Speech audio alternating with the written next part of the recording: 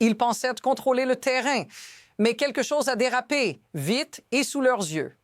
À quelques mois des élections de mi-mandat de novembre, le Parti républicain ne fait pas face à une simple contestation habituelle. Les chiffres, les urnes et les signaux internes racontent une autre histoire. Une histoire où des défaites surgissent là où elles n'étaient pas censées exister, où des bastions considérés comme sûrs commencent à céder. Et surtout, où la stratégie censée mobiliser la base semble produire l'effet inverse, fait selon les données de sondage évoquées et 2 élections spéciales récentes au Texas, le GOP encaisse des revers qualifiés de désastreux, y compris dans des territoires historiquement acquis. Inférence, ce n'est pas un accident électoral, mais le symptôme d'un choix stratégique qui atteint ses limites. Pourquoi est-ce que ça te concerne, toi? Parce que ce qui se joue ici n'est pas seulement une lutte partisane. C'est une démonstration en temps réel de la manière dont un discours martelé à la télévision et imposé en coulisses peut transformer une force politique en handicap électoral. Et au cœur de cette dynamique, un nom revient sans cesse, même chez les républicains eux-mêmes. Mais voici le détail que beaucoup préfèrent éviter. Et c'est là que tout bascule. L'événement déclencheur est simple, mais sa portée ne l'est pas. Au cours d'un même week-end, 2 élections spéciales se tiennent au Texas, pas à New York, pas en Californie, au Texas. Et les résultats surprennent même les stratèges républicains les plus aguerris. Fait dans le comté de Tarrant, décrit comme le plus grand comté rouge du pays, un démocrate, Taylor Remitt, remporte un siège au Sénat de l'État dans une circonscription que Donald Trump avait gagnée en 2024 avec 17 points d'avance. Le district n'avait pas voté démocrate depuis un demi-siècle. Ce n'est pas un cas isolé. La même nuit, un autre démocrate, Christian Meny, gagne dans le 18e district du Congrès texan. 2 scrutins, une même direction. Mais attention à la lecture facile. Ce n'est pas seulement les démocrates qui progressent. Inférence, ces résultats indiquent que quelque chose dans le message républicain actuel ne mobilise plus comme avant et commence même à repousser. La vraie question n'est donc pas qui a gagné. La vraie question est celle-ci. Qu'est-ce que les électeurs viennent précisément de rejeter? Parce que ce rejet n'est pas silencieux. Il est mesurable. Et il commence à faire paniquer les mauvais endroits. La thèse qui commence à circuler n'est plus marginale. Elle vient désormais de l'intérieur. Fait, après ses défaites au Texas, plusieurs républicains pointent directement Stephen Miller et sa stratégie de communication qualifiée d'erratique et radicale. Le contenu évoque explicitement que certains républicains ont commencé à blâmer Stephen Miller pour la manière dont le message est porté à l'antenne et imposé en coulisses. Ce n'est pas une critique idéologique abstraite. C'est une critique opérationnelle. La façon dont Miller apparaît à la télévision, décrit-on, est en colère, tandis qu'en interne, il pousserait Donald Trump à normaliser des politiques de plus en plus radicales, notamment sur l'immigration. Le texte rappelle aussi que Trump va à fond sur la politique de déportation massive, mais précise que Miller est perçu comme celui qui guide une grande partie de cette ligne politique derrière les scènes. Inférence, quand une stratégie commence à être désignée comme la cause directe de pertes électorales, ce n'est plus un débat d'idées, c'est un signal de panique. Et voici le point clé à remarquer. Personne ne nie les défaites. La dispute porte uniquement sur une chose qui en est responsable. Et c'est là que l'histoire prend un tour beaucoup plus dangereux. Ce qui rend cette séquence différente des autres crises politiques, c'est la vitesse à laquelle elle s'intensifie. On n'est plus dans des critiques anonymes ou des murmures off the record. Le signal devient public. Fait, un journal du groupe Murdoch publie un avertissement direct à Donald Trump après ses défaites, titré comme un constat d'échec. La stratégie portée par Stephen Miller est en train de se retourner contre le GOP dans les urnes. Ce n'est pas un blog militant. C'est un média historiquement aligné avec l'écosystème conservateur. Ce genre de message n'est jamais accidentel. Historiquement, quand des médias de ce type prennent leur distance, c'est rarement pour des raisons morales. C'est parce qu'ils voient un schéma se répéter. Le contenu rappelle que cette même stratégie avait déjà été utilisée en 2018 lorsque Stephen Miller avait contribué à faire exploser un compromis bipartisan sur l'immigration au Congrès. Résultat, les républicains avaient perdu 41 sièges à la Chambre. Un raz-de-marée. Inférence, ce qui était présenté comme une posture de fermeté devient, cycle après cycle, un facteur de déstabilisation électorale. Et voici le détail troublant. Au lieu de corriger le tir, cette approche est de plus en plus normalisée. C'est à ce moment précis que le précédent devient une menace actuelle et que l'escalade cesse d'être théorique. Le point de rupture apparaît quand les chiffres internes rencontrent la réalité du terrain. Fait, selon l'article cité, Stephen Miller aurait ordonné à l'appareil de l'immigration de remplir un quota de 3000 arrestations de migrants par jour. Pas une estimation, un objectif chiffré, quotidien. Ce détail change tout.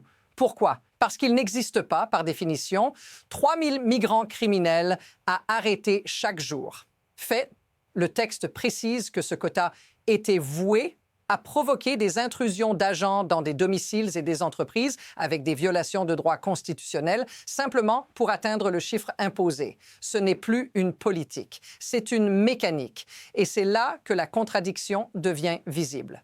D'un côté, le discours public affirme le contrôle, l'ordre, la sécurité. De l'autre, la mise en œuvre impose des actions de plus en plus indiscriminées qui finissent sur les écrans, dans les vidéos, dans les témoignages.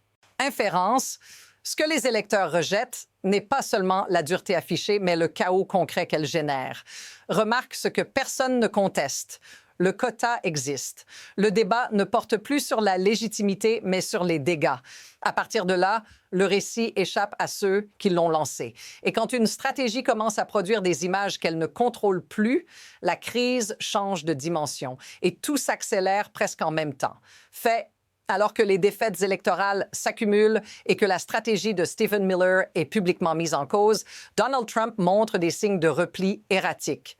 Le contenu évoque qu'il est en train de fondre dans les sondages pendant qu'il se concentre sur des polémiques médiatiques comme les Grammy Awards ou des menaces de poursuite contre Trevor Noah. Ce contraste est brutal. Fait, au même moment, Stephen Miller est cité comme l'architecte d'une autre séquence explosive. Il aurait dicté à Kristi Noem une déclaration affirmant que des agents fédéraux auraient été menacés par un infirmier des soins intensifs des anciens combattants, Alex Pray. Une accusation grave formulée en direct.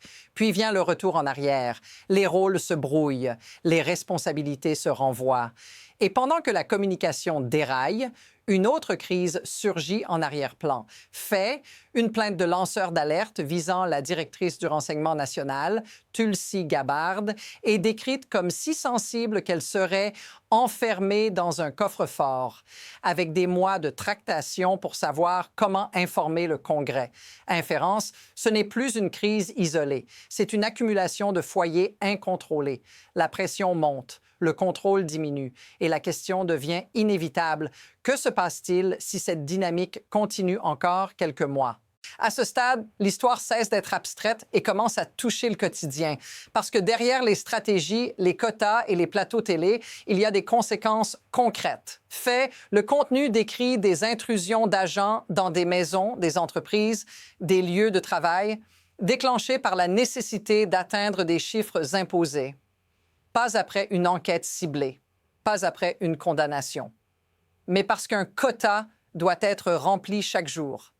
Imagine ce que ça change pour quelqu'un de normal. Tu ouvres ton commerce le matin, tu vas travailler, tu accompagnes tes enfants à l'école et soudain, une opération éclate dans ton quartier, ton immeuble, ton lieu de travail. Les images circulent, les rumeurs aussi. La peur devient un bruit de fond permanent. Inférence, même pour des électeurs qui soutenaient initialement une ligne dure, cette imprévisibilité crée une fatigue puis un rejet. C'est souvent là que le basculement se produit, pas dans les discours, dans le vécu. Et quand ce sentiment commence à s'étendre, il ne reste plus cantonné à un groupe ou à une idéologie. Si cette sensation te semble familière, dis-le dans les commentaires, parce que ce ressenti collectif est précisément ce que les chiffres commencent à traduire. Et ce mécanisme mérite qu'on s'y arrête de près. Ce qui rend cette séquence si difficile à arrêter, ce n'est pas une personne en particulier, c'est le système qui s'est mis en place autour d'elle. Fait, le contenu montre une mécanique claire, une stratégie définie en haut, des quotas imposés, une communication agressive répétée à l'antenne, puis une mise en œuvre sur le terrain qui produit des images et des conséquences impossibles à contrôler. Personne à aucun moment ne semble freiner. Inférence. Ce type de dynamique fonctionne tant qu'elle reste théorique, tant qu'elle vit dans les discours, les slogans, les plateaux télé. Mais dès qu'elle devient opérationnelle, elle crée ses propres crises. Et ces crises génèrent à leur tour des pertes politiques. Le paradoxe est là. Plus la stratégie est durcie pour montrer de la force, plus elle expose des failles. C'est aussi pour ça que certains médias traditionnellement favorables commencent à se repositionner. Pas par principe, mais par calcul, ils voient le risque électoral avant qu'il n'explose complètement. Et surtout, ils comprennent une chose essentielle. Une fois que ce type de machine est lancée, elle ne s'arrête pas toute seule. Elle a besoin d'ennemis, de chiffres, de confrontations permanentes. La vraie question n'est donc plus qui est responsable. La vraie question est qui peut encore appuyer sur le frein? Parce que ce qui arrive ensuite dépend de cette réponse. À partir d'ici, deux trajectoires commencent à se dessiner. Et aucune n'est théorique. Première possibilité. Fait, le Wall Street Journal, média influent élu par Donald Trump, envoie déjà des signaux clairs que la stratégie actuelle se retourne contre le GOP dans les urnes. Ce type d'avertissement sert souvent de prélude à un ajustement. Inférence. Dans ce scénario, Trump chercherait à réduire les confrontations visibles, à adoucir le ton et surtout à mettre de la distance entre lui et Stephen Miller, présenté comme le stratège de la ligne la plus radicale. Pas par conviction, mais par survie électorale. Mais il existe une autre trajectoire. Fait, le contenu indique que, malgré les pertes, certains acteurs du camp MAGA continuent d'affirmer que la solution serait de courir encore plus fort sur l'immigration et la déportation massive. Inférence. Si cette ligne l'emporte, la stratégie ne se corrige pas, elle s'intensifie. Plus d'arrestations, plus d'images, plus de polarisation, avec le risque que chaque nouvelle séquence alimente encore davantage le rejet observé dans les urnes locales. Ce qui rend ce moment instable, c'est que la décision n'a pas encore été tranchée. Les signaux sont contradictoires. Les défaites sont réelles. La pression monte. Et pendant que ce choix se forme en coulisses, une chose est déjà certaine. La prochaine étape est en train de s'écrire. Il y a une leçon plus profonde qui traverse toute cette histoire et elle dépasse largement un nom ou une élection locale. Fait, à chaque étape décrite dans le contenu, le même schéma apparaît. Une stratégie conçue pour dominer le débat finit par déplacer le problème, puis par l'amplifier, jusqu'à ce que le coup politique devienne visible dans les urnes. Ce n'est pas un scandale isolé, c'est une boucle. Inférence. Le véritable enjeu n'est pas l'immigration, ni même Stephen Miller en tant qu'individu. C'est ce qui se produit quand un système politique confond pression permanente et contrôle réel. Quand l'intensité devient un substitut à la stratégie. À court terme, ça crée du bruit. À moyen terme, ça crée de la fatigue. À long terme, ça crée des surprises électorales que personne ne sait plus contenir. Et voilà le renversement final. Ce qui devait garantir la victoire devient le facteur d'instabilité principal. Les avertissements sont déjà là, les signaux aussi. La seule inconnue, désormais, n'est pas de savoir si cette dynamique a un coût, c'est de savoir quand ce coût deviendra impossible à ignorer. Si tu veux suivre ce qui se passe ensuite, quand cette mécanique rencontre la prochaine élection, reste ici, parce que la suite de cette histoire est déjà en mouvement.